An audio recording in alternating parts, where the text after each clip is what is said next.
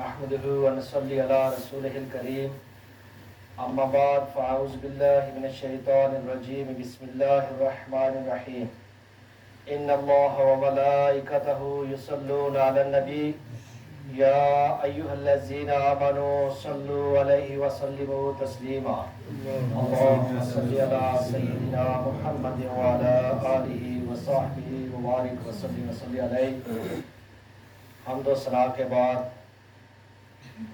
میرے نہایت قابل احترام واجب الاحترام عالی مرتبت اساتذہ اکرام میرے معزز سامعین السلام علیکم ورحمۃ اللہ وبرکاتہ۔ آج انشاءاللہ تعالی حضرت صدیق اکبر رضی اللہ تعالیٰ عنہ کی عظمت کے حوالے سے یہ پروگرام ہے۔ کوشش کروں گا اللہ سبحانہ و تعالیٰ بھی میری زبان سے حق ہی جاری کرے۔ اگر کسی قسم کی کوئی غلطی ہو تو میں اپنے اساتذہ سے امید کرتا ہوں کہ وہ میری اصلاح کریں گے۔ اللہ سبحانہ و تعالیٰ قرآن مجید کی سورہ لائل 30واں پارہ آیت 17 میں فرماتا ہے وَسَيُجَنَّبُهَا الْأَتْقَى الَّذِي يُؤْتِي مَالَهُ يَتَزَكَّى، جہنم سے دور رہیں گے، عنقریب جہنم سے دور رہیں گے۔ کون لوگ، وہ کون ہے جو جہنم سے دور رہے گا؟ جاننے والے جانتے ہیں کہ جو صیغہ استعمال کیا گیا وہ صیغہ اسم تفضیل کا استعمال کیا گیا۔ الاتقا، تقی نہیں، جو سب سے بڑا متقی ہے۔ قرآن کے نزدیک قرآن اس کی صفات بیان کرتا ہے کہ اس کی دو صفات ہیں۔ پہلی صفت وہ اپنا مال خرچ کرتا ہے پاک ہونے کے لیے،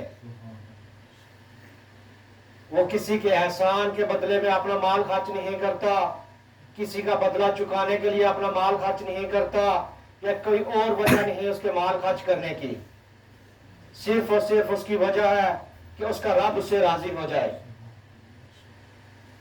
ان قریب وہ راضی ہو جائے گا۔ اللہ سبحانہ و تعالیٰ یہ قرآن میں فرماتے ہیں، تمام مفسرین کہتے ہیں کہ اس آیت سے مراد ابو بکر صدیق ہے۔ متقین تو بہت ہیں لیکن سب سے بڑا متقی الاتقا ابو بکر ہے۔ صدیقین تو بہت ہیں لیکن صدیق اکبر ابو بکر ہے۔ امتحان تقوی کا ہے، تقوی میں سارے ہی پاس، لیکن الاتقا کون؟ ذرا قرآن کا فیصلہ سنیے۔ قرآن کہتا ہے اِنَّا أَكْرَمَكُمْ عِنْدَ اللَّهِ أَتْقَاكُمْ۔ صحابہ اکرام کی جماعت موجود ہے، نبی کریم رؤوف الرحیم صلی اللہ علیہ وآلہ وسلم پر وحی اترتی ہے، صحابہ کو مخاطب کر کے کہتی ہے اِنَّا أَكْرَمَكُمْ، او صحابہ تم میں سب سے زیادہ عزت والا، تم میں سب سے زیادہ شان و مکان والا، تم میں سب سے زیادہ رتبے والا، تم میں سب سے زیادہ اکرام والا قرآن کے نزدیک ابو بکر ہے۔ یا تو کوئی قرآن کا انکار کرے یا پھر ابو بکر کی عظمت کا اقرار کرے۔ یہ وہ عظیم ہستی ہے جو خود فرماتے ہیں کہ میں نے نہ تو اسلام سے پہلے کبھی کسی بت کو سجدہ کیا، نہ میں نے کبھی شراب کو ہاتھ لگایا۔ آپ صاحب یار، صاحب مزار ہیں۔ امت المومنین عائشہ صدیقہ رضی اللہ تعالیٰ عنہا فرماتی ہے کہ جب آپ نے حبشہ کی طرف ہجرت کرنے کا ارادہ فرمایا، پہلے اجازت چاہی، جب اجازت مل گئی تو جب ارادہ فرمایا تو آپ کوئی ایسے ویسے آدمی نہ تھے جس کو کوئی جاننے والا نہ تھا، تو جب وہاں سے مکہ سے نکلے، مکہ کے قریب ایک بستی ہے جس کا نام برق الغماد ہے، جب برق الغماد کے پاس سے گزرنے لگے، اس بستی کا سردار جو ایک کافر سردار ہے ابن دغنہ، جب اس نے ابو بکر کو جاتے ہوئے دیکھا تو کہا یا ابا بکر الی این، او ابو بکر کہاں کا ارادہ ہے، کس طرف جا رہے ہو؟ ابو بکر کہنے لگے میں تو اس وطن کو چھوڑ کے جا رہا ہوں، میں مکہ کو چھوڑ کے جا رہا ہوں، میں شہر کو چھوڑ کے جا رہا ہوں، میری قوم مجھے اللہ سبحانہ و تعالیٰ کی عبادت نہیں کرنے دیتی، میں وہاں جا رہا ہوں جہاں چل پھر کر اپنے رب کی بندگی کر سکوں۔ اب ایک کافر جب تعریف کوئی کافر کرے یا کوئی دشمن کرے تو وہی تعریف ہوتی ہے۔ ابن دغنہ کہتا ہے یا ابا بکر انا مثلک لا یخرج ولا یخرج، او ابو بکر تو جیسے لوگ نہ تو شہر کو چھوڑ کے جایا کرتے ہیں اور نہ ہی تیرے جیسے لوگوں کو شہر سے نکالا جایا کرتا ہے۔ آپ تو شہروں کی شان ہوتے ہیں، جس قبیلے میں آپ جیسے لوگ ہوں اس قبیلے کی شان ہوتے ہیں۔ کیوں؟ انکا تکسب المعدوم وتصل الرحیم وتقری الضعیف وتعین علی نوائب الحق۔ یہ وہی جملے تھے جب پہلی بار نبی کریم رأف الرحیم صلی اللہ علیہ وآلہ وسلم پر گئی آئے اتری، جب آپ گھر تشریف لائے، امت المومنین خدیجہ الکبریٰ رضی اللہ تعالیٰ عنہ سے کہا مجھ پر کمبل ڈالو، مجھ پر چادر ڈالو، زمبرونی دسیرونی۔ امت المومنین نے جب یہ ساری باتیں ہوئی، نبی کریم رأف الرحیم صلی اللہ علیہ وآلہ وسلم نے فرمایا کہ مجھے اپنی جان کا خطرہ ہے، تو آپ نے نبی کریم رأف الرحیم کی شان میں جملے کہے، تو وہی جملے ایک کافر صدیق کی شان میں آج کہہ رہا ہے۔ یہی وجہ ہے کہ نبوت کے بعد صدیق وہ مرتبہ پا گیا۔ قرآن کہتا ہے نبوت کے بعد سب سے بڑا جو درجہ ہے وہ صداقت کا ہے، اور صداقت میں جو سب سے بڑا درجہ ہے وہ صدیق ہے۔ صدیق نے صداقت میں وہ درجہ پا لیا۔ مفسرین نے، علماء نے بہت کچھ لکھا ہے کہ نبی کریم رأف الرحیم نے آپ کو جو صدیق کا لقب دیا اس کی وجہ کیا تھی۔ ایک تو وجہ کہتے ہیں جب نبی کریم رأف الرحیم صلی اللہ علیہ وآلہ وسلم نے نبوت کا اعلان کیا تو آپ نے بغیر کسی حیل و حجت کے نبی کریم رأف الرحیم صلی اللہ علیہ وآلہ وسلم کی ہر بات کی تصدیق کی۔ دوسری وجہ جب امام الانبیاء نے اعلان کیا لوگوں میں رات کو مسجد اقصی کی میں نے سیر کی، میں آسمانوں کی میں نے سیر کی، میں اس سے بھی آگے گیا، میں نے جنت کی سیر کی، میں نے دوزخ کی سیر کی اور انبیاء کی میں نے امامت بھی کی۔ رات کے ایک مختصر وقت میں میں سارا کچھ کر کے آ گیا۔ کفار پہلے ہی بہانے ڈھونڈتے تھے، ان کی خوشی کے انتہا نہ رہی۔ انہوں نے کہا کہ آج موقع ملا ہے مسلمانوں کو راستے سے ہٹانے کا، برگلانے کا۔ ابو جہل اور اس کے ساتھی دیوانوں کی طرح بھاگ رہے ہیں، ڈھونڈ رہے ابو بکر کدھر ہے، ابو بکر کہاں ہے؟ پتہ چلا وہ شہر سے باہر ہے۔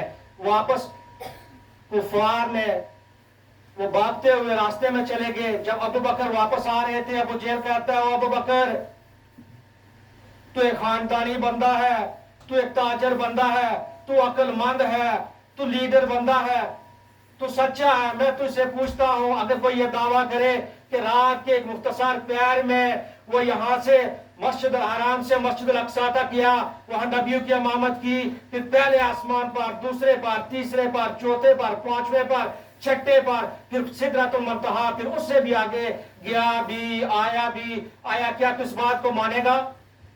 ابو بکر کہتے ہو ابو جہل اگر یہ بات تو کہتا ہے تو جھوٹ، اگر میں کہتا ہوں تو جھوٹ، اگر مکے کا کوئی اور بندہ کہتا ہے تو جھوٹ۔ میری بات کو کان کھول کے سن لے، مکے کی ایک ایسی ہستی بھی ہے اگر یہ دعویٰ وہ کرتی ہے تو ابو بکر بغیر کسی حیل و حجت کے اس کی تصدیق کرتا ہے۔ جب ابو بکر جبرائیل کا وہاں سے آنا مانتا ہے تو اس میں کون سی بڑی بات ہے کہ نبی کریم رأف الرحیم صلی اللہ علیہ وسلم گئے بھی اور آئے بھی۔ جب کفار نے یہ سنا، ناکام ہو کے واپس لوٹے، تو نبی کریم رأف الرحیم صلی اللہ علیہ وسلم نے فرمایا واقعی تو صدیق ہے۔ امت المومنین عائشہ صدیقہ رضی اللہ تعالیٰ عنہ فرماتی ہیں، یہ روایت امام ترمذی نے نقل کیا ہے، آپ فرماتے ہیں کہ آپ صدیق بھی ہیں، عتیق بھی ہیں۔ امت المومنین فرماتی ہے کہ نبی کریم رأف الرحیم صلی اللہ علیہ وسلم تشریف فرماتے، جب ابو بکر تشریف لائے دیکھا تو کہا ابشر ابشر فانت عتیق اللہ من النار، او ابو بکر او تو خوش ہو جا، تیرے لیے خوشخبری ہے کہ اللہ سبحانہ و تعالی نے تجھ کو جہنم سے آزاد کر دیا۔ بعض دفعہ مختصر وقت بھی ہے، بعض دفعہ دوست احباب میں چھوٹی موٹی باتیں ہو جاتی ہے. ایسا ہی کچھ ہوا صدیق کے درمیان اور عمر فاروق رضی اللہ تعالیٰ عنہ کے درمیان. بات ہوئی تو آپ اٹھ کر چلے گئے. جب آپ چلے گئے تو بارگاہ رسالت میں پہنچ کر شکایت کی. بعد میں حضرت عمر رضی اللہ تعالیٰ عنہ کو احساس ہوا کہ میں نے تو ابو بکر کو ناراض کر دیا. اٹھے سیدھے ابو بکر کے گھر تشریف لے گئے، دستک دی، پتہ چلا آپ گھر میں نہیں. وہاں سے بارگاہ رسالت میں آئے، دیکھا ابو بکر موجود ہے. نبی کریم رؤوف الرحیم صلی اللہ علیہ وآلہ وسلم کے چہرے کا رنگ بدل چکا ہے. جب ابو بکر کو احساس ہوا کہ عمر تشریف لائے تو کہا یا رسول اللہ صلی اللہ علیہ وسلم غلطی میری تھی، اب میں اپنی شکایت کو واپس لیتا ہوں، اس میں عمر کا کوئی قصور نہیں. نبی کریم رؤوف الرحیم صلی اللہ علیہ وسلم نے شکایت کو ایسے ہی نہیں جانے دیا. فرمایا او میرے صحابہ، او عمر، او میرے دوستوں، میری بات کو سن لو. تم میں اور صدیق میں فرق ہے. قیامت تک کے لیے لوگوں کے لیے یہ بتا دیا، یہ فیصلہ کر دیا کہ تم میں اور صدیق میں یہ فرق ہے. جب تم لوگ مجھے کو جھٹلا رہے تھے، کذبتا کہہ رہے تھے، میرا صدیق صدقتا یا رسول اللہ، صدقتا یا رسول اللہ کہہ رہا تھا. جب آپ لوگ مجھ سے مال روک رہے تھے، صدیق اپنا مال مجھ پر لٹا رہا تھا. تم میں اور صدیق میں یہ فرق ہے. او میرے دوستو، میری خاطر صدیق کو معاف کر دو. کیا آپ بھی میری خاطر صدیق کو معاف نہیں کرو گے؟ صحابہ کہتے ہیں کہ اس کے بعد کبھی بھی کسی نے صدیق اکبر رضی اللہ تعالیٰ عنہ کو ذرہ برابر بھی تکلیف نہیں پہنچائی، کیونکہ صدیق اللہ کے محبوب ہیں. ایک اور موقع پر فرماتے ہیں، نبی کریم رؤوف الرحیم صلی اللہ علیہ وسلم نے فرمایا، اے لوگوں، جس نے اس دنیا میں مجھ پر احسانات کیے، میں نے ان کے احسان کا بدلہ اس دنیا میں بھی چکا دیا. لیکن ایک ایسی ہستی ہے ابو بکر جس کے احسان کا بدلہ میں اس دنیا میں نہیں چکا سکا، تو کل قیامت والے دن میں اس کے احسان کا بدلہ چکاؤں گا. افسوس تو تب ہوتا ہے جب ایسی عظیم ہستیوں پر کوئی اعتراض کرے اور ان کے درمیان جج بننے کی کوشش کرے.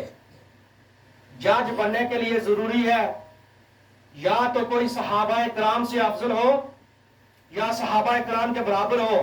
لیکن میرا ایمان ہے کہ قیامت تک آنے والے نہ تو صحابہ کرام سے افضل ہیں اور نہ ہی صحابہ کرام کے برابر ہیں. اس لیے کوئی جج بننے کی کوشش نہ کرے. صحابہ کرام سے محبت ہمارا ایمان ہے. میں اسی پر ختم کرتا ہوں.